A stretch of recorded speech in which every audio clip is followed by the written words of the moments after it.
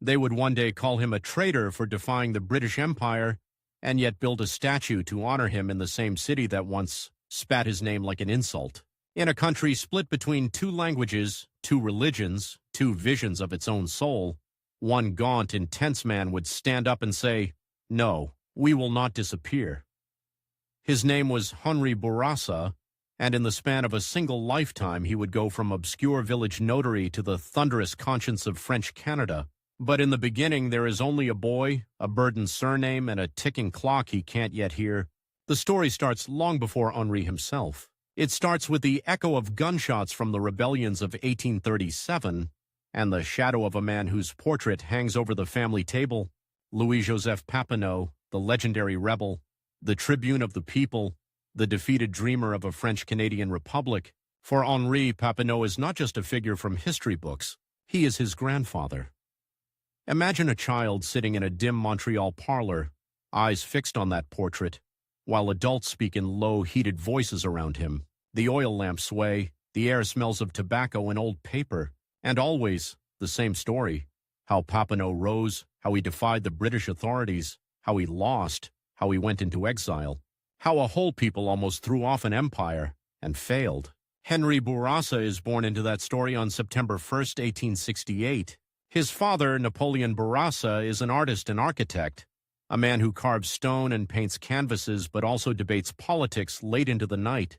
His mother, Azélie Papineau, carries the melancholy pride of a family that once almost changed history and then saw the dream crumble. From the very first days, Henri breathes in the idea that politics is not a dry game of laws, but a struggle over the survival of a people. Outside the family home, the city is changing. Montreal is noisy, crowded, bristling with smokestacks. English signs loom above banks and factories, French spills from churches and markets. As a boy, Henri walks its streets with sharp, restless eyes. He hears the bark of English foremen ordering French workers around. He sees the difference between the rich, mostly Anglophone neighborhoods and the cramped French Catholic districts where children run barefoot in the mud. The split is everywhere. In schoolyards where insults fly from one language to the other, in the newspapers, in the whispered fears of parents who ask if their children will still be speaking French in 2 or 3 generations. Henri does not just learn to speak both languages, he hears the imbalance between them. English is the language of power, French the language of complaint and prayer. At home, the past presses in. Papineau's name is both a pride and a warning. His grandfather dared, his grandfather lost. Henri grows up with a silent question hanging over him. Will the next generation accept defeat, or will it try again? He is not an easy child. Intense, stubborn, quick to argue. He chews through books as if they're a form of fuel. History, theology, newspapers, parliamentary debates, anything he can get his hands on. He is fascinated by the British parliamentary system, yet furious at the way it has been used to marginalize his people. That tension, respect for institutions, rage at injustice, becomes a kind of fire in him. In those years, another image begins to haunt him. Not the defeated Papineau, but the Canadian Parliament in Ottawa, that distant chamber where decisions are made in English and French, but where too often the French words feel like decoration. He imagines standing there one day, not as a petitioner asking for favors, but as an equal voice demanding respect. Yet there is distance between the child staring at a portrait and the man who will stand in Parliament. That distance is filled with small-town life, the grinding details that are never mentioned in heroic biographies. The Bourassa family spends time away from the big city, in the region around Montebello, on the banks of the Ottawa River. The rhythm is slower there, but the contrast with Montreal is just as striking. On one side of the river, Ontario, English-speaking, Protestant, facing the future with a swagger. On the other, Quebec, French-speaking, Catholic, cautious, wounded by memory, fearful of being swallowed up. Henri lives on that border, geographic, linguistic, psychological. He grows into a man on the edge between worlds. He studies to become a notary. It is not the stuff of legend. The work is meticulous, technical, bound by rules and signatures. But in the quiet of that profession, something important happens. He meets people. Farmers, small shopkeepers, priests, widows. He listens to their stories. Disputes over land, debts, inheritance, the slow rise and fall of fortunes. And beneath all the individual problems, he hears again and again the same chord. Fear of losing what little they have, fear of being pushed aside, fear that someone else, richer, more powerful from another language, will decide their fate. It is in these cramped offices, surrounded by ledgers and ink, that Henri's political instincts sharpen. The law, he realizes, is not neutral. It can protect or it can erase. And in Canada in the late 19th century, there is always the threat that French Catholic rights might be adjusted away in the name of national progress. One evening, as the sun dies over the river and the church bell tolls, a local notable takes him aside. The village needs a mayor. The older generation is tired. The English-speaking businessmen upstream are circling, ready to influence railways, trade, contracts. Henri, he says, someone has to stand up for us. If you don't take the post, someone else will. Someone who does not think like you. Here is the first ticking clock. A municipal election, weeks away. Time is short. Henri hesitates. He is young. He has no experience in office. But there is also the surname he carries, the expectations, the restless anger at how things are done. He looks at the faces around him, men who fought in no wars, who will never be remembered by historians, but who live every day with the consequences of distant decisions. He accepts. The campaign is small by national standards, but for Henri it feels immense. There is a rival candidate, older, well-connected, comfortable with the growing influence of English capital. He speaks smoothly about modernization, about attracting investment, about being practical. At the village gatherings, the rival smiles and calls Henri our fiery young idealist, as if that somehow disqualifies him from managing a budget.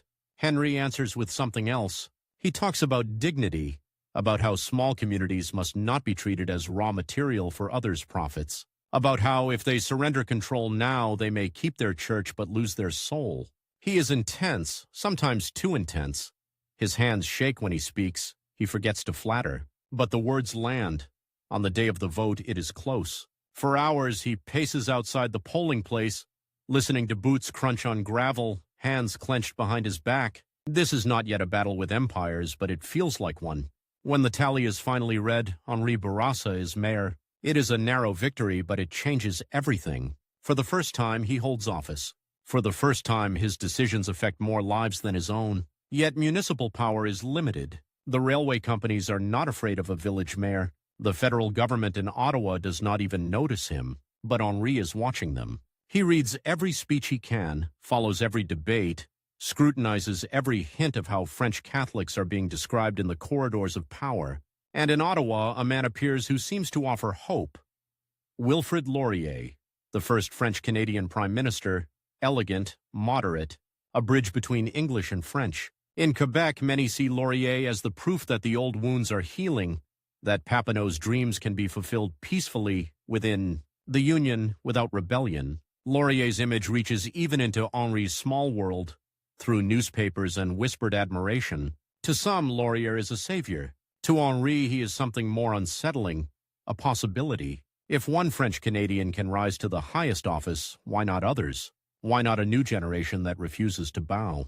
Gradually, local influence is no longer enough. Henri's fights with the rival village faction over roads, contracts, taxes begin to feel like rehearsals for a larger confrontation. He senses, without yet seeing clearly, that the real battle is not between two men in a village hall, but between two visions of Canada itself.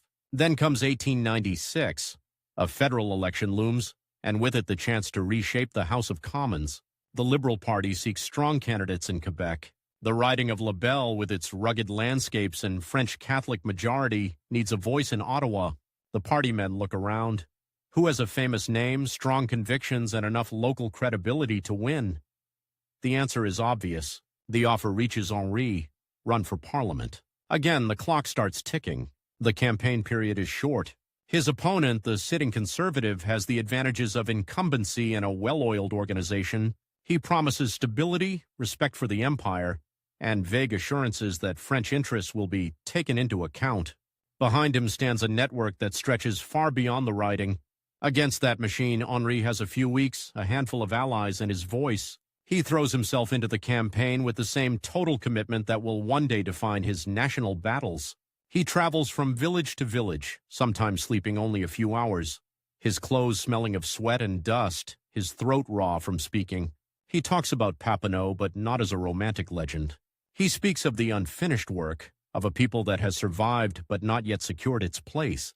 He defends the rights of French Catholics, but he also speaks directly to the idea of a broader Canada, one that will not be an obedient colony but an autonomous country with room for both founding peoples. In crowded parish halls and windswept roadside gatherings, he faces his rival. The Conservative candidate leans on the comfort of tradition, loyalty to the crown, fear of change, suspicion of radical ideas. He hints that Henri, with his big words about autonomy, might destabilize a fragile peace. Here, the rivalry takes on a personal edge. This is no longer a polite disagreement. It is a contest over who will define the future of their region. The days rush by. The election date looms like a closing gate. Each handshake, each speech, each argument feels decisive. Henri's friends worry, not just about losing, but about what will happen to this young man if he fails. Will he retreat into the safe anonymity of a notary's office, another Papineau heir who never quite rises to the moment? When the ballots are cast and counted, a surprise reverberates through the riding. Henri Bourassa wins. The margin is not overwhelming, but it is clear. The villagers, the farmers, the small shopkeepers have chosen the fiery idealist over the experienced incumbent. In Montreal and Quebec City, political insiders raise their eyebrows. A new unpredictable voice from Quebec is heading to Ottawa. On the train to the capital, Henri feels the weight of the moment. He carries not just his own hopes, but those of a whole current of French-Canadian nationalism that has, until now, been more of a mood than a coherent program. He also carries the silent challenge of his rival, defeated but not vanished. Because in every seat he occupies, there will be someone sitting opposite him, someone who thinks Canada must deepen its bond with the British Empire, not loosen it. The Parliament of Canada, when he first sees it in person, is more than a building. The stone walls, the high ceilings, the echoing corridors, they feel like a physical manifestation of all the compromises and betrayals, sheathed in polite language. The green benches of the House of Commons await him. Above them, the carved symbols of the monarchy, the Union, the Empire. And beneath them, men who will see in Henri either an ally, an irritant, or a threat. He takes his seat and listens. At first, he is almost overwhelmed. The rhythm of debates, the coded language, the subtle alliances. It's an intricate game. He watches Laurier, now Prime Minister, move through it with practiced grace. Laurier is admired on both sides of the House. He speaks of unity, of reconciliation between English and French, of Canada's growing prosperity. For many, he is the model French-Canadian, loyal to the Empire yet proud of his heritage. Henri is impressed. He is also uneasy, because even as Laurier speaks of harmony, the Empire's shadow grows longer. British wars, British interests, British pride, all of it begins to pull on the young Dominion. And with that pull comes a question that cuts straight into Henri's bones. How far will Canada go to prove its loyalty? How many young men, how many resources, how much identity will be sacrificed to prove that this old colony is worthy of the imperial embrace? In the benches opposite, a particular kind of rival begins to crystallize. The imperialist. Not just a party opponent, but a type confident, often Anglophone, convinced that Canada's destiny is to be a shining jewel in the imperial crown.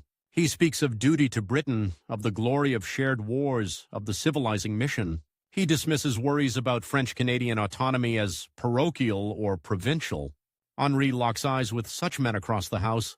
Between them, a silent line of battle is drawn. Soon, events will force that conflict into the open. A war far away in South Africa will ignite a crisis in Ottawa. The British Empire will call.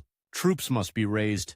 Demonstrations will flare. Newspapers will scream. The imperialists will demand a show of loyalty. Laurier will seek a compromise. And Henri Bourassa, still a young MP, will find himself squeezed between the prestige of his prime minister and the furious conviction in his own heart. The clock will start again, louder this time. Troopships do not wait for parliamentary doubt. Decisions will have to be made, fast. And in that tightening window, Henri will be forced to ask himself whether he is merely a parliamentarian or something far more dangerous. A man willing to sacrifice his own political career to say no to an empire. In less than a month, young Canadians will sail halfway around the world to fight in a war most of them cannot even find on a map.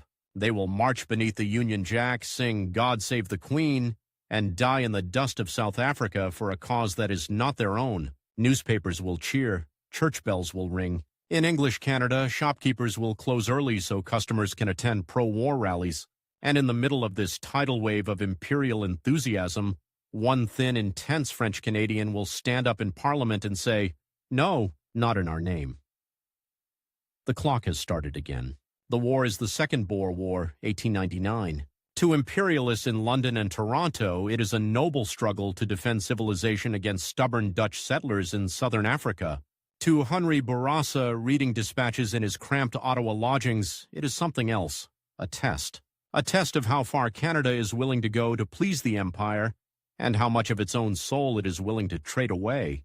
The pressure builds quickly. British newspapers talk of the great family of nations rallying to the flag. In Canada, English-language papers echo the call. Imperialist clubs organize meetings, festooned with Union Jacks, portraits of Queen Victoria, and maps of the Empire painted in proud red.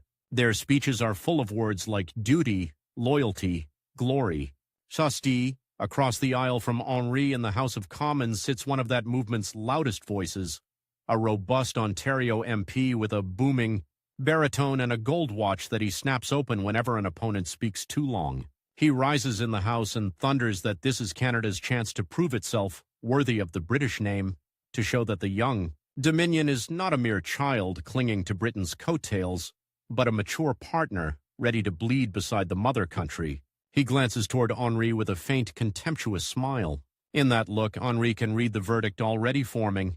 If you oppose this war, you are a coward, a traitor, a relic of the past. Laurier, the Prime Minister, tries to walk a line. He does not want conscription. He does not want Canada to be forced into every imperial adventure, but he also knows the emotional power of the Empire in English Canada. He knows the risk to his government if he appears weak or disloyal, so he crafts a compromise. Canada will send volunteers, outfitted and transported at Canadian expense, but no conscription, no formal obligation. The Empire will get its gesture. The nationalists, he hopes, will see that he has avoided the worst. On paper, it is a clever solution. In Henri's heart, it feels like surrender. He wrestles with it at first, quietly. He admires Laurier. This is the man who, for so many French Canadians, proved that one of their own could reach the highest office without war or rebellion.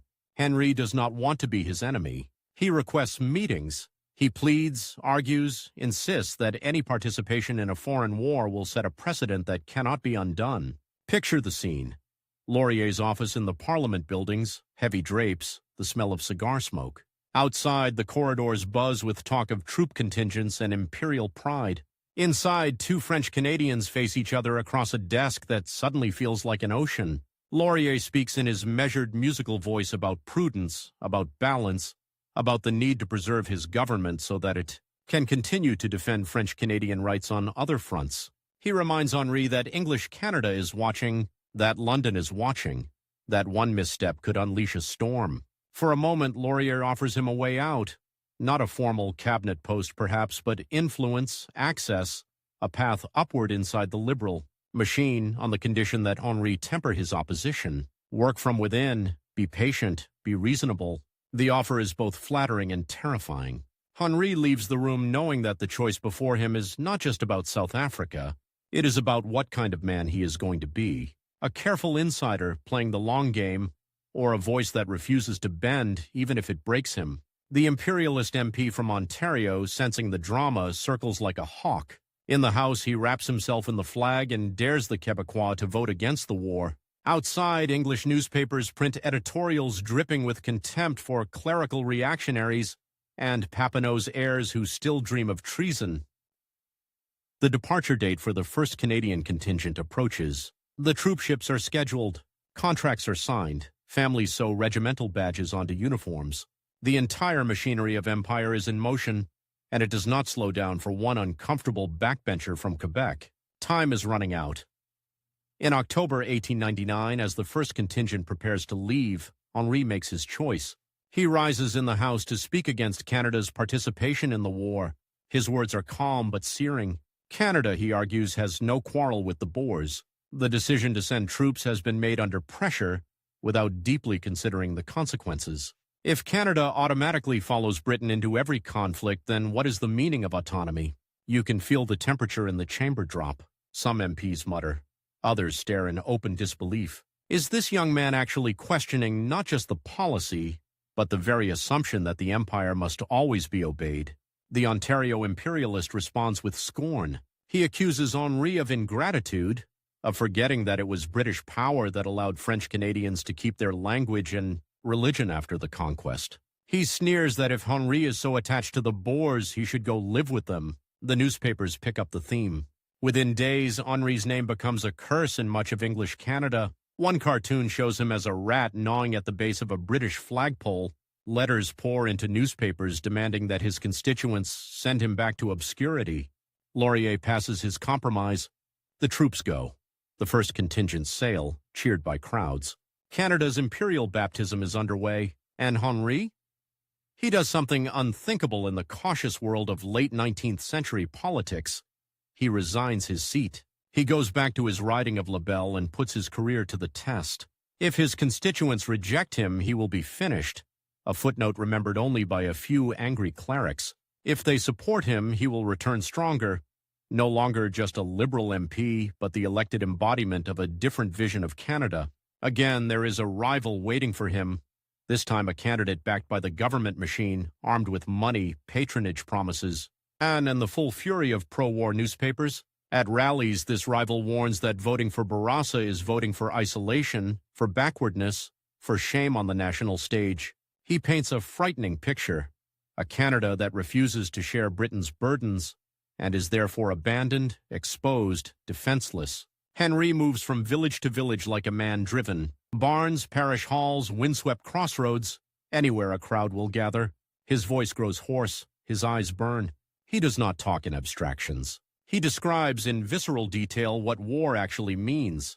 Bodies shattered by shells, widows staring at empty chairs, young men buried in dust they have never seen before. When news of British concentration camps in South Africa begins to filter out, those grim enclosures where Boer women and children are herded behind barbed wire, thousands dying of disease and hunger, Henri seizes on it. Is this the civilization, he demands, that we are supposed to export with Canadian blood? The effect is electric. In Quebec, memories of conquest, of broken promises, of vanished French communities in the West smolder just beneath the surface. Henri's words fan them into flame. He insists he is not preaching hatred of England, only love of justice. But to imperialists, it sounds like sedition. The by-election becomes something much larger than a local contest. It is a referendum on whether French Canada will accept the new imperial enthusiasm or push back. The vote is tight. The night of the count is thick with suspense. Inside the small counting room, men in shirt sleeves bend over ballot boxes. Outside, a crowd shifts and murmurs in the cold, watching the windows for a sign. When the final tally is announced, a roar goes up. Henri Bourassa has won. The government candidate is beaten. Laurier remains prime minister, but the message is clear. There is now a nationalist current in Quebec that cannot be ignored, and its most visible face is a young man who has just thrown away a safe political career and somehow come back stronger. In English Canada, outrage deepens. The Ontario Imperialist in the House mutters that Quebec has been lost to reason. English editorialists warn that a dangerous demagogue is rising, but inside Quebec, Henri's stature grows. Priests invite him to speak. Young lawyers and students follow his speeches in the papers, memorizing lines. Back in Ottawa, he returns to the green benches no longer as one more Liberal MP, but as an independent, a declared nationalist.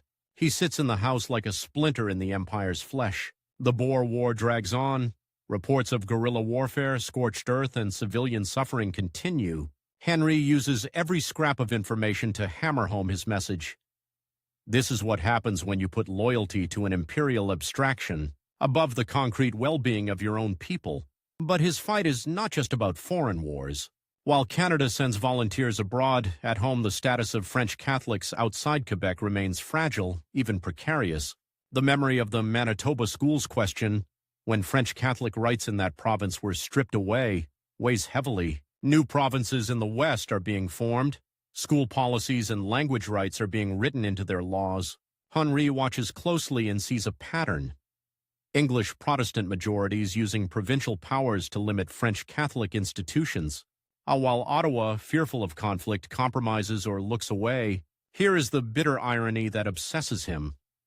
Canada proves its manhood to the empire by sending troops overseas, but cannot or will not defend the rights of one of its founding peoples at home. As the new century opens, another storm looms, the naval question. The British Empire, facing competition from a rising Germany, is in the midst of a feverish naval arms race. Dreadnought battleships, massive engines of steel and steam, slide down shipyard ways into grey water. In London, Admiralty officials look nervously at balance sheets and maps. They turn their gaze to the Dominions. Should Canada simply send money to help Britain build battleships? Or should it create its own navy to be placed at Britain's disposal in time of war? In Canada, the debate ignites with almost religious fervor. English-Canadian imperialists rally behind the idea of a direct cash gift. 3 dreadnoughts now. A bold demonstration of loyalty. Laurier, seeking a middle path once more, proposes a Canadian navy, ships built, owned, and maintained by Canada, but automatically placed under British command if war comes. In parliamentary committees, the Ontario imperialist pounds the table. For him, this is the logical next step after the Boer War. Canada, he argues, has proven its courage on land. Now it must prove its commitment at sea. He derides talk of autonomy as parochial and provincial. The empire faces a global threat. Who has time for Quebec's wounded pride? Henry sees something else, a slippery slope. Naval spending, he warns, is conscription of money. Once Canadians accept that their budget can be harnessed to imperial strategy, how long before their sons are harnessed the same way? A navy today, conscription tomorrow. He throws himself into the fight against the Naval Service Bill with a ferocity that astonishes even his friends. It is not enough to speak in Parliament. He tours Quebec and parts of Ontario, denouncing the project before thousands. He writes articles, pamphlets, open letters. He calls Laurier's bill a policy of servitude, a mechanism by which Canada's destiny will be decided not in Ottawa, but in London's Admiralty office. This is not just a clash of policies, it is a clash of faith between 2 French Canadians. Laurier believes that by giving the empire what it wants in a controlled, limited way, he can preserve Canada's unity and protect French Canadians in the long run. Henri believes that every concession tightens a chain that future generations will not be able to break. The time pressure is immense. Britain wants assurances quickly. Its war planners count ships and timetables, not emotional speeches. Laurier has a majority, but it is fraying. English imperialists demand more generosity. Quebec nationalists demand resistance. The center is under strain. In the House, the debate becomes almost unbearable to watch. Henri takes the floor and speaks for hours, dissecting the bill line by line, invoking history, conscience, and the fate of small nations caught between empires. He warns that if Canada builds a navy subordinate to Britain, it will be dragged into future European wars without real consultation. His opponents laugh. Europe has been at peace for decades, they say. Only a hysteric would imagine a catastrophe on that scale. From his bench, the Ontario imperialist rises to answer, voice dripping with sarcasm. He accuses Henri of wanting Canada without responsibilities, of dreaming of a nation that can enjoy British protection without British burdens. He paints a lurid picture of German ships steaming up the St. Lawrence while Henri wrings his hands about constitutional niceties. Laurier watches, his face grave. He does not enjoy this spectacle. Henri is, after all, one of his own people, someone he once hoped to guide. But now the younger man attacks not just his policies, but his legacy. Outside Parliament, the country splits. In English Canada, pro-Navy rallies wave flags and sing patriotic hymns. In Quebec, nationalist meetings thunder with denunciations, sometimes spilling into fistfights between Laurier's supporters and Henri's followers. Families argue at dinner. Friends avoid certain topics in order to keep the peace. Henri understands something crucial. Words spoken in the House, however powerful, have a limited reach. The imperialists have newspapers. The government has its own channels of communication. If he wants to sustain a movement, he needs a permanent platform. So in 1910, he takes another leap into the unknown. In Montreal, in a modest building with drafty windows and ink-stained floors, a new newspaper is born, Le Devoir. He chooses the name carefully. Devoir means duty. Not comfort, not success, duty. Imagine him standing in the newsroom late at night on the first day of publication. Stacks of fresh papers piled on tables, the press still ticking in the background like a fading heartbeat. On the front page, under the masthead, a motto announces the paper's mission, Fais ce que doit, do what you must. With Le Devoir, Henri gains something he never had before, a daily voice, a way to shape opinion not just during elections or crises, but every single morning. He pours himself into it. Editorials that slice like knives, investigations that expose injustices, essays that lay out piece by piece the case for a Canada that is fully autonomous, where French Catholics are not tolerated minorities but founding partners. For English imperialists, this is confirmation of their worst fears. Bourassa now has a printing press. Cartoons in Toronto papers show him as a dark figure whispering poison into Quebec's ear. They call Le Devoir a rag of sedition. The Ontario MP slams copies of it on his desk, waving it before colleagues as proof that something must be done about this man. But in French Canada, Le Devoir becomes a daily spark. Young intellectuals crowd into its offices. Priests clip its editorials for sermons. Workers read it in tramways, finding in its pages words that name the unease they have long felt but could not articulate. The naval bill passes, but scarred. Laurier wins the immediate legislative battle, yet loses something more subtle, Quebec's full trust. Henri, though he fails to kill the bill outright, emerges as the moral victor in the eyes of many nationalists. He has stood again against the tide and refused to bow. And the rivalry, the personal grinding rivalry, is no longer just between Henri and some faceless imperialist. It is between two visions of leadership, two ways of being French-Canadian in a British Empire, Laurier's path of compromise and gradual autonomy within the imperial framework, and Bourassa's path of sharp resistance and clear distance. As the next federal election approaches in 1911, the stakes rise one more time. The Conservatives, sensing an opportunity, court Henri and his nationalist allies. They oppose Laurier's policies for their own reasons: suspicion of closer economic ties with the United States, anger at the naval, compromise. But they are willing to make common cause with the man many English Canadians still call a traitor. Here is the twist Henri never expected in his youth. To fight imperialism, he finds himself, at least tactically, aligning with politicians whose party once embodied the very conservatism and British loyalty he despised. Again, there is a deadline. Election dates are fixed, campaigns are short, brutal bursts. Henri has only a few weeks to travel, to write, to speak, to persuade Quebec voters that Laurier, the great French-Canadian Prime Minister, must be defeated for the greater good. He does it.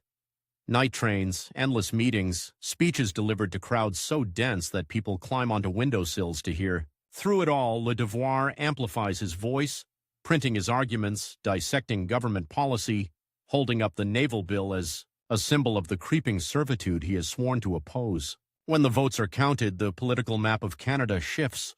Laurier falls. The Conservatives of Robert Borden take power. Imperialists in English Canada rejoice. They believe the new government will be even more firmly on Britain's side. In Quebec, many nationalists exult for a different reason. Laurier's long rule, and with it his policy of compromise with the Empire, is over. Henri has helped bring down a prime minister. Yet even in this apparent triumph, unease gnaws at him. The Conservatives talk of scrapping Laurier's naval plan not to make Canada more independent, but to replace it with something even closer to British desires, perhaps direct contributions of money or ships. He has won a battle. Has he in fact strengthened the very forces he fears? In the quiet after the electoral storm, Henri returns to his desk at Le Devoir. Outside, Montreal hums, trams clatter, factories whistle, church bells mark the hours. The city feels prosperous, confident, blissfully unaware that across the Atlantic, alliances are hardening, armies are drilling, and Europe is sliding inch by inch toward catastrophe. In the newsroom, under the faint smell of ink and metal, he leans over a blank sheet of paper. He has spent the last 15 years battling to prevent Canada from being dragged blindly into Britain's wars. He has fought elections, defeated rivals, broken with a prime minister, and built a newspaper to carry his ideas into the homes of thousands. He has never been more influential. He has never had more enemies. And somewhere in the distance, beyond the horizon of his immediate struggles with imperialists and former allies, a far larger clock is beginning to tick. A countdown not to another limited colonial conflict, but to a world war that will test every principle he has ever defended, and pit him once more against rivals who will do everything in their power to silence him. In August 1914, the same church bells that once rang for peace now scream for war, and crowds pour into the streets as if a carnival has arrived. Flags snap in the hot wind, brass bands blare, "Rule Britannia," and train stations turn into theaters of patriotic frenzy. Mothers thrust flowers into the hands of boys in brand-new khaki. Strangers hug on platforms they will never meet on again. In English Canada, it looks like a festival. In Henri Bourrassa's cramped office at Le Devoir, it feels like a funeral that hasn't yet admitted it is one. The Empire is at war, which means, automatically, so is Canada. In Ottawa, Parliament meets in a fever. Old enemies suddenly speak of unity. English imperialists shout that the moment has come at last. Canada will send not just token troops, but an army, a flood of men that will wash away the disgrace of colonial dependency. The robust Ontario MP, you remember, the one with the booming voice and the contemptuous smile, now sits closer to power than ever, like a trusted ally of Prime Minister Robert Borden. He strides through the corridors like a man whose hour has finally struck. He has a simple, brutal message. Proving loyalty is not optional, it is a moral test. Anything less than total commitment is cowardice. Henri watches the speeches, listens to the cheers, and feels the walls closing in. The Boer War had been a warning shot. This is the main battery. At first he is careful. He does not call for Canada to abandon Britain. A German victory, he knows, could crush small nations under a harsher heel than London's. In his editorials, he writes that Canada has obligations, but obligations defined by Canadian interests, not by the Admiralty's telegrams. He argues for limited participation, volunteers only, no conscription, no blank check, no promise that Canadian soldiers will be hurled into every corner of Europe. Time works against him. Ships are leaving. Training camps mushroom on the outskirts of cities. The Ontario imperialist goes from hall to hall, shouting that the Empire needs men, men, men, now. Borden pledges a first contingent of 25,000 troops, then doubles it, then talks of hundreds of thousands. Borrowed time turns into a countdown. Every day, casualty lists grow longer. At first, they are tiny columns in the newspapers, easily passed over on the way to the sports page. Then they lengthen, page after page of names. MacDonald, Tremblay, Singh, Kowalski. The ink seems to bleed. Henri seizes those lists and prints them in Le Devoir with stark commentary. He forces his readers to picture what the words mean. A boy from Trois-Rivières suffocating in a trench at Ypres as green gas rolls in. A farmhand from Saskatchewan shredded by artillery on the Somme, scattered across a field he never had time to plow. This, he writes, is the real price of policies decided an ocean away. The Ontario imperialist counters with his own brutal imagery. He talks about German hordes bayoneting Belgian children, of cathedrals bombed to rubble, of a civilized world that will collapse if Britain falls. He waves photographs of ruined churches and burned farms. If we do not fight there, he roars in Parliament, we will one day fight here. The rivalry that began over the Boer War now takes on the scale of the war itself.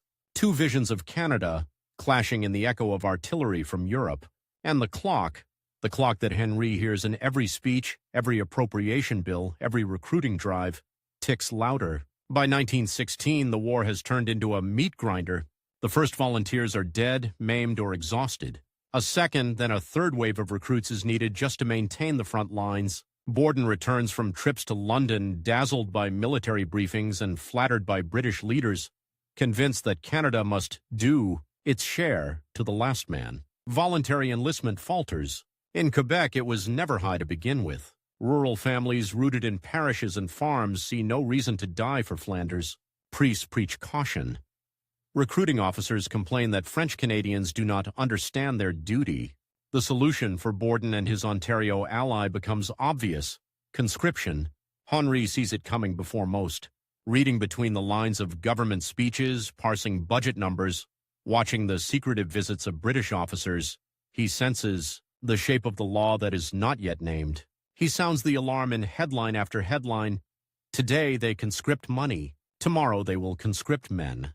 His words are no longer polite appeals. They are warnings with the sharp edge of prophecy.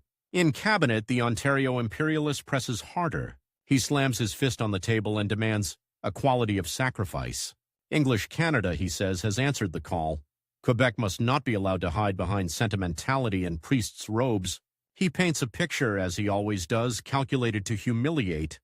While English mothers hang service flags in their windows, he sneers. Quebec mothers hide their sons in barns. Borden listens. The pressure from Britain is intense. Reinforcements must be guaranteed by fixed dates, or entire offensives may collapse. The General Staff presents charts, cold as ice. If new troops are not in France by spring, the line may break. Each arrow on those maps is a month. Each month means more bodies. The time limit is no longer abstract. It is written in blood. Henri finds himself in a twisted irony. The man he once helped bring down, Wilfrid Laurier, now stands as the major political obstacle to conscription. Laurier, aged but still elegant, believes that forcing men to fight will tear Canada apart. He begs Borden to convene a national conference, to seek compromise, to avoid the cliff. Borden refuses. The military service bill is coming. Conscription is no longer an if, but a when. At this moment of crisis, the old rivalry between Henri and Laurier flips on its head. The two men who spent years attacking each other's strategies now need each other. Without Henri's influence in Quebec, Laurier cannot mobilize nationalist opinion against conscription. Without Laurier's national stature, Henri's resistance risks remaining a provincial protest. Imagine the scene. A quiet room in Ottawa, curtains drawn, the murmur of war talk leaking through the walls. Laurier, his hair now silver, sits across from Henri, who has streaks of gray at his temples from a decade of battles. Between them lies a history of bitter words. Laurier admits, "You were right about the dangers of imperial commitments." Henri admits, "You were right that unity matters, that breaking governments has consequences." The twist is almost painful. The young rebel and the cautious statesman form a reluctant alliance, just as both understand how little time they have left. The military service bill is being rushed through. Parliamentary committees sit late into the night. The Ontario Imperialist shuttles between Borden's office and the House, counting votes like a general counting battalions. In Montreal, Le Devoir becomes a daily drumbeat against conscription. Henri's editorials are read aloud in parish halls, quoted in sermons, discussed in barbershops.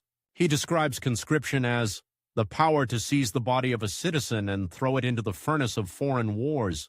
He accuses the government of treating French Canadians as second-class partners in Confederation, good enough to pay taxes, but not good enough to have their deepest convictions respected. Recruiting offices in Quebec are met with hostility, then with stones. Police patrol the streets during anti-conscription meetings. Borden supporters whisper about using force if necessary. The language of unity has given way to the language of order. In June 1917, the military service bill is introduced. The debate is volcanic. In the House of Commons, Henri's rival, the Ontario Imperialist, delivers what he calls the speech of his life. He declares that conscription is not oppression but liberation.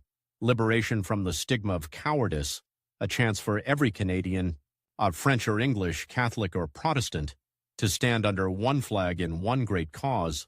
Any man who opposes this, he bellows, invites national dishonor. Then Henri rises. He knows this may be the last time he can speak before the law passes, before sons are seized from farms and factories.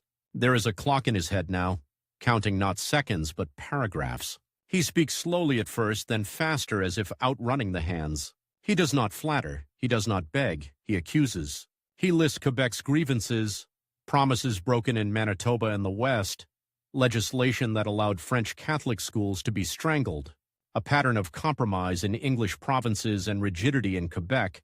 You ask us now, he thunders, to make the supreme sacrifice for a country that has not kept its word to us. You ask us to die for rights abroad that we do not fully enjoy at home. He turns deliberately toward the Ontario Imperialist bench. You talk of equality of sacrifice, Henri says.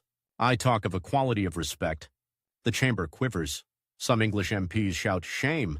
Others sit in rigid silence, the accusation cutting deeper than they like to admit. The bill passes anyway. Conscription becomes law. But its enforcement and the election that will follow are battles still to be fought. Borden, fearing a backlash, delays applying the law until after a vote. He forms a unionist coalition with pro-war liberals. Laurier refuses to join. The country splits into two camps, those who will fight the war at any cost, and those who fear that the cost now includes Canada's soul.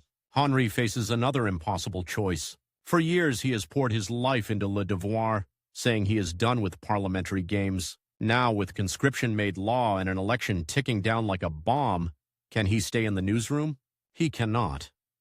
With only weeks before the vote, he announces that he will run for parliament again as an anti-conscription candidate in a Montreal riding. His supporters are elated. His enemies jeer that he is an armchair patriot, finally daring to face the people he misleads. The Ontario Imperialist rushes to the city, campaigning for unionist candidates, promising that conscription will be applied fairly, while hinting darkly that Quebec must be taught a lesson if it resists. The campaign is short, vicious, and soaked in fear.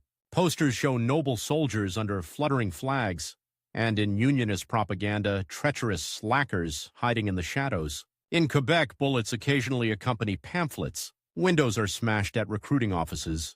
Police raid meetings searching for draft dodgers. Henri travels by night train from town to town, his schedule a blur of whistles and platforms. His voice is ragged now, a gravelly instrument driven by urgency rather than charm. He has to fit years of arguments into speeches that last an hour. He knows what the map will likely look like when the votes are counted. An English Canada painted unionist blue, a Quebec island of liberal and nationalist resistance. The election is not just about policies anymore. It is about whether the country will accept being split along a raw, visible scar. On Election Day in December 1917, snow lies thick on the streets, muffling the sound of footsteps but not of anger. In Ontario, unionist candidates win by tidal margins. Soldiers overseas, granted a special military vote, overwhelmingly support conscription. Borden's coalition sweeps the country, except in Quebec. There, Laurier's liberals and nationalist candidates like Henri hold seat after seat. Montreal neighborhoods that sent more men to factories than to trenches vote almost unanimously against conscription. In Henri's riding, the count is tense, but when the final figures are announced, he has won. He will return to Ottawa. The twist is bitter. Henri has triumphed personally, but his cause has lost nationally. The rival he has battled for nearly 2 decades stands now at the height of his influence, a minister in a government with a crushing mandate. The law Henri hates will be enforced. The fracture he feared, English Canada on one side, French Canada on the other, is now plain on every electoral map. After the election, the anger boils over. In the spring of 1918, federal authorities cracked down on draft evasion in Quebec. Raids in working-class districts of Quebec City spark confrontation. Rumors spread that soldiers have insulted local women, that police have beaten young men without cause. Crowds gather, then mobs. Stones fly, windows shatter, shops are looted. Soldiers are called in. On a cold March night, in the narrow streets of Saint-Roch and Saint-Sauveur, troops fire into a crowd of French-Canadian civilians. When the smoke clears, bodies lie on the cobblestones. 4 civilians are dead, scores are wounded. Henri travels to Quebec City soon after. He walks past bullet-scarred walls and shattered glass, past doorways where mothers clutch black veils in their fists. At a funeral, he stands at the back of the church, listening to a priest struggle to find words that can encompass the horror of a government sending soldiers to shoot its own citizens. This is the nightmare he warned of, a war for civilization abroad and civil violence at home. In Ottawa, the Ontario Imperialist dismisses the riots as German-inspired agitation. He thunders that the government showed commendable firmness. To him, the dead are not martyrs but criminals. The contrast is complete. 2 men look at the same grave and see opposite truths. By the time the guns finally fall silent in November 1918, Henri feels hollowed out. The war has wrecked Europe, toppled empires, and left millions dead. It has also changed Canada forever. The country has gained international stature, a signature at Versailles, a separate seat in the nascent League of Nations. Imperialists crow that Canada has come of age on the world stage. But inside the country, something fragile has cracked. Quebec feels more isolated than ever. English Canada, hardened by sacrifice, is less patient with what it sees as Quebec's perpetual complaints. The word Bourassiste has become in some circles a synonym for traitor, in others a badge of honor. Henri returns to his desk at Le Devoir with a weariness that seeps into his bones. He writes fewer speeches, more meditations. He no longer believes that any single election or law can resolve the deep tensions he has spent his life naming. Yet he cannot stop. He turns his fire now on the peace settlement itself. In a series of essays, he argues that Versailles sows the seeds of future wars by humiliating defeated nations and redrawing borders without real justice. He warns that the new League of Nations, hailed as a guarantee of peace, may become just another tool for great powers to cloak their interests in noble language. He writes with chilling clarity that a peace built on vengeance will not last a generation. His rival, the Ontario Imperialist, mocks him in speeches as incorrigible. He insists that the war has settled the question. Canada's destiny is to stand with Britain and the new Anglo-American order, shoulder to shoulder in future crises. He sees the rise of American power as an opportunity, not a threat, and dreams of a North Atlantic community united against any challenge. Henri sees something else in the post-war world: the rise of ethnic nationalism, the desperation of minorities, the temptation of authoritarian solutions. He advocates for minority rights within Canada and abroad, for a Christian social order that tempers capitalism's brutal edges, for a nationalism rooted not in race or conquest but in community and faith. His influence shifts from the hot center of politics to the cooler realm of ideas. He lectures, writes long essays, mentors younger thinkers. Le Devoir becomes less a weapon in immediate battles and more a forge for long-range arguments about what kind of country Canada might still become.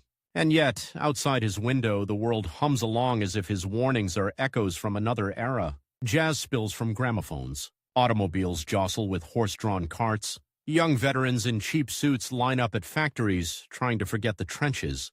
Across the ocean, Germany seethes. Italy flirts with a new strongman named Mussolini, and a failed artist in Munich begins to rant about betrayal and revenge. Henri, now in late middle age, watches, writes, worries. He has spent the best years of his life trying to keep Canada from being dragged blindly into an imperial war. When that war came anyway, he fought to limit the damage, to protect his people, to keep his country from tearing itself apart. The cost, in friendships lost, reputations shattered, sleepless nights, has been enormous.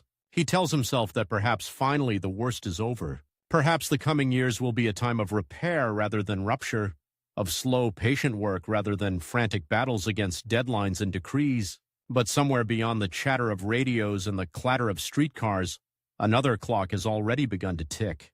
The next war will not be a colonial conflict or a test of imperial loyalty. It will be a global convulsion unlike anything the world has seen. And when that clock strikes, an older Henri Bourassa will once again find himself in the middle of a struggle he thought he had already fought to exhaustion, not against the same rival perhaps, but against a new generation of leaders ready once more to gamble Canadian lives on decisions made far from home. The second time the world plunges into war, there are no parades outside Henri Bourassa's window. No brass bands, no boys in new uniforms laughing on the way to the station. Only the dry electric voice of the radio on a September afternoon in 1939, cutting through the hum of traffic and the clatter of typewriters in the Le Devoir office. Germany has invaded Poland. Britain has declared war. Canada will have to decide. 25 years earlier, war had been sold as a glorious crusade. Now the news arrives like the return of a disease thought cured. Men on street corners do not cheer. They look at one another in silence, measuring how many sons and nephews are of age. Henri is 71. His hair is white, his posture slightly stooped, but his mind is still sharp enough to slice paper. He listens to Prime Minister William Lyon Mackenzie King speaking in careful, soothing tones, promising that this war will be different. No blind rush, no automatic commitment, no conscription for overseas service. Parliament will decide, King says. Canada will decide as a free nation. To most listeners, it is reassurance. To Henri, it is déjà vu with better manners. He hears, under the polite words, the familiar ticking of another countdown. First, a limited commitment. Then, pressure from Britain. Then, promises that must be kept. Then, demands for more men. The script is etched into his bones. But the enemy this time is undeniably monstrous. The newspapers are filled with photographs of Nazi rallies, oceans of arms raised in salute, banners like bloodstains, torchlight, parades that look like pagan ceremonies. Reports seep in of concentration camps, of Jews stripped of their rights, of political opponents vanishing into prisons. Fascism in Italy, militarism in Japan, Stalin's terror in the Soviet Union. The map is a chessboard of nightmares. Henri, the lifelong critic of imperial wars, faces a terrible question. What happens when the threat is not imperial ambition in London, but a regime in Berlin that openly tramples every principle he holds dear? He does not answer quickly. The 1920s and 1930s have softened nothing in him, but they have changed the world around him. Le Devoir has survived, lean but stubborn, through recessions and shifting governments. Henri has stepped back from daily management, leaving more work to younger editors, but his pen still appears regularly, the signature, at the bottom of columns like a small thunderclap.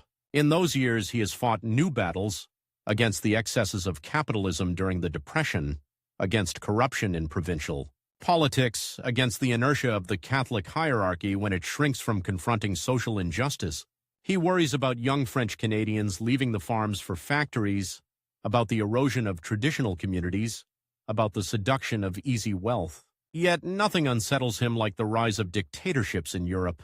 He reads papal encyclicals condemning both communism and unbridled capitalism, calling for a social order based on justice and charity. He underlines passages that speak of the dignity of nations and the rights of minorities. He sees in them echoes of his own lifelong convictions and confirmation that the ideologies marching under swastikas and red stars are enemies not just of particular countries, but of the very idea of Christian civilization. So when the question of war comes again, Henri refuses the comfort of simple repetition. He will not lazily recycle his arguments from 1914. He sits at his desk, drafts crumpling in the wastebasket, searching for a position that does not betray either his horror of totalitarianism or his conviction that Canada must not once again become a mere extension of Britain's will. The Ontario-Imperialist, older but still volcanic, has no such hesitation. From the moment Hitler's tanks roll into Poland, Henri's old rival throws himself into the new crusade. In speeches broadcast across English Canada, his voice is roughened by age but still able to rattle windows. "We failed to crush Prussian militarism the first time," he roars. "We will not fail this time. Canada must stand from the first day to the last beside Britain and the democracies. No half-measures, no timidity, no cowards' bargains." He treats Mackenzie King's careful promises like tissue paper. "If conscription is necessary, we shall have conscription," he bellows. "If every able-bodied man is required, then every able-bodied man must be ready.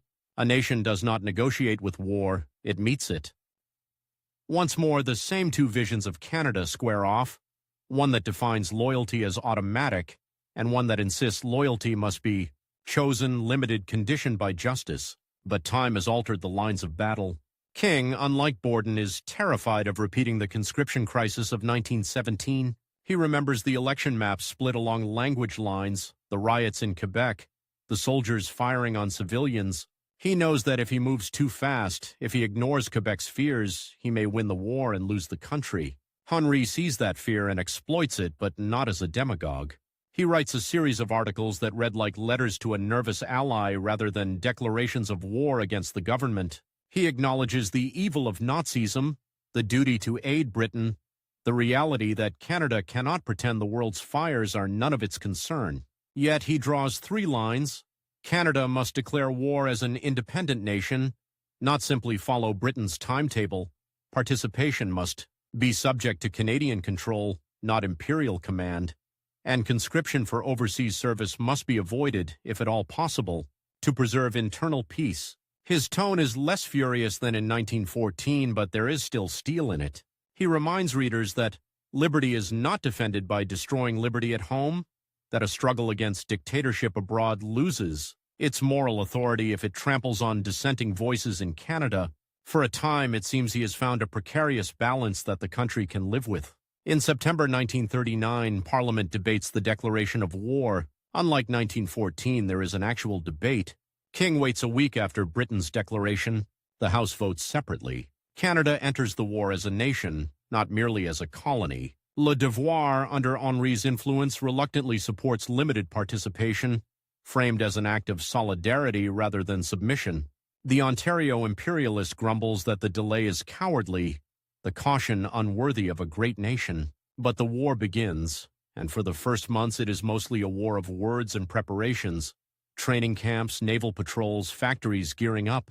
Casualty lists remain short. Then, in the spring of 1940, France falls in 6 weeks. For Henri, who grew up revering France as the cradle of his language and culture, the news is like watching a beloved elder struck down in the street. German soldiers goose-step under the Arc de Triomphe. Bombs shatter ancient churches. Refugees clog roads in endless columns, pushing carts piled with mattresses and children. The radio crackles with the voice of Marshal Pétain announcing surrender. The French flag disappears from public buildings, replaced by the swastika. The shock tears apart whatever fragile distinctions many Canadians had made. If France itself can be crushed, what hope is there in half measures? English Canada erupts in a new wave of urgency. Newspapers demand total war. The Ontario Imperialist triumphantly declares that history has vindicated him. You cannot appease a tiger with theories. You must shoot it. In Quebec, the reaction is more complicated. Some feel humiliation, some bitterness that the mother country has failed, some sympathy for Pétain's collaborationist regime, which presents itself as the protector of Catholic values against both Germans and Bolsheviks. Others look to General de Gaulle's Free French movement, hearing in his defiant radio broadcasts a faint echo of their own stubbornness. Henri refuses both resignation and romanticism. He criticizes the Vichy regime for its submission, praises de Gaulle's courage, and continues to argue that Canada's duty is to support the struggle for freedom without sacrificing the delicate fabric of its own union. But the war's appetite is enormous. Battles in North Africa, on the Atlantic, in the skies over Britain. Each front demands more ships, more planes, more men. Voluntary enlistment is stronger than in the last war, especially among English Canadians, yet not enough to satisfy the planners. In London and Ottawa, who count armies not in principles but in battalions, pressure mounts again for conscription. Mackenzie King, caught between the insistent fists on cabinet tables and the memory of 1917, invents a political device to buy time, a plebiscite. Canadians will be asked in 1942 whether they consent to freeing the government from its pledge not to impose conscription for overseas service. The question is artfully worded, wrapped in legal cotton, but beneath it lies a blunt reality. A yes vote will open the door. A no vote will slam it in the government's face. For Henri, the plebiscite is both an opportunity and a trap. The opportunity. Quebec can speak clearly, unmistakably about its fears. The trap. The result will almost certainly pit the province against the rest of the country, in numbers printed in black ink for all to see. Every percentage point will be a chisel blow deepening the crack he has tried to bridge for 40 years. He feels the old urgency return, not as the hot anger of youth, but as a cold, tightening band around his chest. He is no longer a candidate, no longer a man who can rise in the House and shout across the aisle at his enemies.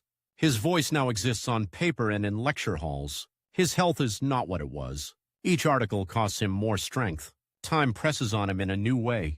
He is not just racing against election dates or parliamentary votes. He is racing against his own weakening body, against the creeping sense that soon, whether he likes it or not, others will speak for French Canada without him. The Ontario Imperialist, by contrast, thrives in this new crisis. He tours English Canada, jabbing his finger at the air, declaring that every vote against conscription is a vote for Hitler. He paints Quebec's concerns as indulgent, even traitorous.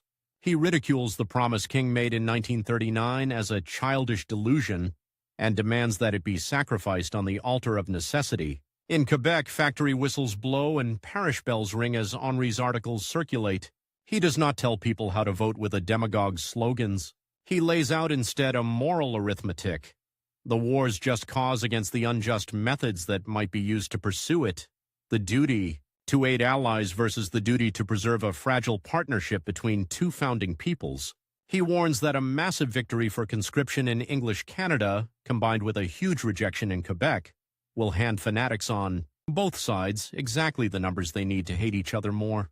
Do not give Hitler a victory inside our borders, he writes.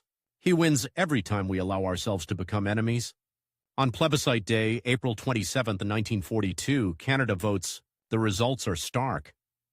Across English Canada, around 4 out of 5 voters say, yes, free the government from its pledge. In Quebec, nearly 3 out of 4 say no.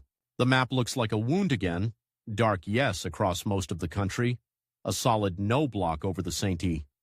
Lawrence. Henri studies the numbers late into the night. They confirm what he feared. Canada is still 2 solitudes. marching side by side but listening to different drums. Yet there is a twist he had not predicted. Mackenzie King, unlike Borden, does not rush to implement full conscription immediately. He waits. He hesitates. He uses the authority given him with maddening caution. For once, delay works in Henry's favor. Through 1942 and 1943, the government mobilizes more men for home defense, deploys volunteers overseas, and avoids sending conscripts into combat abroad. Casualty lists grow. Hong Kong, Dieppe. The convoys torpedoed in the Atlantic, but not to the catastrophic levels of the First War. By the time King finally, reluctantly, sends a limited number of conscripts to Europe in 1944, the war is closer to its end. The feared explosion of violence in Quebec is more a furious storm than a full-scale revolt. Henri, reading these developments from his modest home and his office cluttered with books, feels a bitter satisfaction. He has not prevented conscription altogether, but he has helped constrain it, helped keep the worst ghosts of 1917 from rising in full form. His words, and those of many others, have bent the curve of events, even if they have not rewritten the story. The Ontario Imperialist calls it timidity and appeasement. He spends the war's later years railing that Canada could have done more, faster, with a stronger spirit, yet even his influence has limits now. Younger politicians, men with names like St. Laurent and Diefenbaker, are stepping onto the stage, shaped by both wars but determined to speak in their own accents. When the guns fall silent again in 1945, Henri is 77. Victory celebrations surge through Montreal and Toronto, London and Moscow. Crowds dance in the streets, strangers kiss on sidewalks, church bells ring until their ropes fray. Photographs of concentration camps liberated by Allied soldiers shock the world. Corpses stacked like firewood, living skeletons staring at cameras with eyes emptied of everything but astonishment. Mushroom clouds bloom over Hiroshima and Nagasaki, spreading a new kind of terror. Mankind now has the power to obliterate cities in a single flash. Henri looks at those images with awe and dread. The war he had accepted as a necessary fight against tyranny has ended with acts that seem almost beyond comprehension. He writes about the bomb not as a triumph of science, but as a warning that power without moral restraint is a sword hovering over every nation's neck. Yet he also sees something he longed for in his youth: Canada signing treaties under its own name, joining the new United Nations. As a distinct country, shaping policies sometimes in harmony with Britain and the United States, sometimes at a slight, significant angle to them. The colonial leash has lengthened, thinned, almost disappeared. The irony is savage. The independence he fought for when it was unfashionable becomes reality at the very moment when his own voice is fading from daily politics. In the late 1940s, Henri withdraws further from public life. He still writes occasional essays, still receives visitors who make the pilgrimage to his modest house to ask advice or pay homage. Younger nationalists sit at his dining table, notebooks open, drinking in his stories of Laurier, Borden, the conscription crises, the birth of Le Devoir. Some see him as a prophet, others as a relic. He sees himself as something simpler, a man who refused again and again to let others decide what his country was or should be. The Ontario Imperialist, his old antagonist, also recedes into a senatorial seat, into memoirs, into ceremonial roles at public events. Once, almost by accident, the two men cross paths at a reception. They are both old now, their hair white, their hands veined and thin. For a moment, there is an awkward silence, heavy with 4 decades of insults and accusations. Then the Ontario Imperialist chuckles, a dry, rattling sound. "We did not agree on much, Bourassa," he says. "But we cannot say we were bored." Henri smiles, unexpectedly soft. "No," he replies, "we cannot say that. It is not reconciliation exactly, but it is a faint acknowledgement that each, in his own way, forced Canada to define itself more clearly by resisting the other. Time, however, is winning its final argument. Henri's world shrinks. From Parliament to the press room, from the press room to the study, from the study to an armchair by the window. He watches snow fall on Montreal streets, remembers marches and riots and funeral processions from a different era. Names that once filled headlines, Laurier, Borden, Hughes, now appear mostly in history books. New conflicts stir: the Cold War, the beginning of decolonization, the early rumblings of a quieter, more secular nationalism in Quebec. Sometimes he reads Le Devoir and hardly recognizes it. The questions are different now. Urbanization, television, American cultural influence, the stirrings of what will one day be called the Quiet Revolution. Yet beneath the surface, the same tensions hum. The fate of the French language, the balance between local autonomy and national unity, the pull between tradition and modernity. One afternoon in August 1952, the clock that has ticked through all his battles finally runs out. Henri Bourassa dies on August 31st, a day before his 84th birthday. There is no state funeral in Ottawa, no guns firing on Parliament Hill. But in Montreal, churches fill with those who remember. Politicians, journalists, priests, workers, veterans, young students clutching notebooks. His coffin is simple, covered with flowers and a Quebec flag. Eulogies speak of courage, of stubbornness, of a voice that disturbed the sleep of the powerful. Some praise his national vision, others grumble, even over his coffin, about his rigidity, his blind spots, his sometimes harsh judgment of opponents. A few whisper criticisms that will grow louder over the years, that his Catholic conservatism limited his understanding of social change, that his suspicion of modern ideologies sometimes led him to underestimate new forms of injustice. But no one can say he was irrelevant. In the decades that follow, his name will surface in debates he never lived to see. When Quebec nationalists in the 1960s and 1970s argue for more autonomy, or for independence outright, some will claim Bourassa as an ancestor. Federalists will counter that he wanted not separation but a partnership of equals. Scholars will dissect his writings, tracing the evolution of his thought from fiery young tribune to elder statesman. Le Devoir will continue to publish, a thin, stubborn daily in an age of conglomerates, often invoking its founder not as a saint but as a standard, a reminder that journalism is not just about reporting events, but about arguing what they mean. Even the city's geography will eventually inscribe his legacy, a boulevard, a metro station, plaques on buildings where he lived and worked, all small, everyday ways in which a man who spent his life resisting the easy current of his time becomes part of the background noise of another era. Yet perhaps his most enduring legacy is less visible. It lives in the reflex, now almost taken for granted, that when Canada contemplates war, it debates, it votes. It presses governments to explain not just what they intend to do, but why and on whose authority. It lives in the stubborn insistence that French and English Canada must negotiate their coexistence, not assume it. It lives in the refusal of many Canadians to accept that their country's destiny is simply to follow any empire, however benevolent it might seem. Henri Bourassa did not win all his battles. He did not prevent wars from sweeping over continents or peace treaties from sowing new conflicts. He did not heal the rift between Quebec and English Canada once and for all. No single life could. But he did something harder to measure and harder to erase. He taught generations of Canadians that loyalty and criticism are not opposites, that loving a country can mean arguing with it, that time limits and political emergencies do not suspend the duty to think. In an age when bells called men to war, he rang a different bell, quieter, more persistent, sometimes drowned out by drums, reminding his country that the most dangerous surrender is not to a foreign power, but to the habit of not asking why.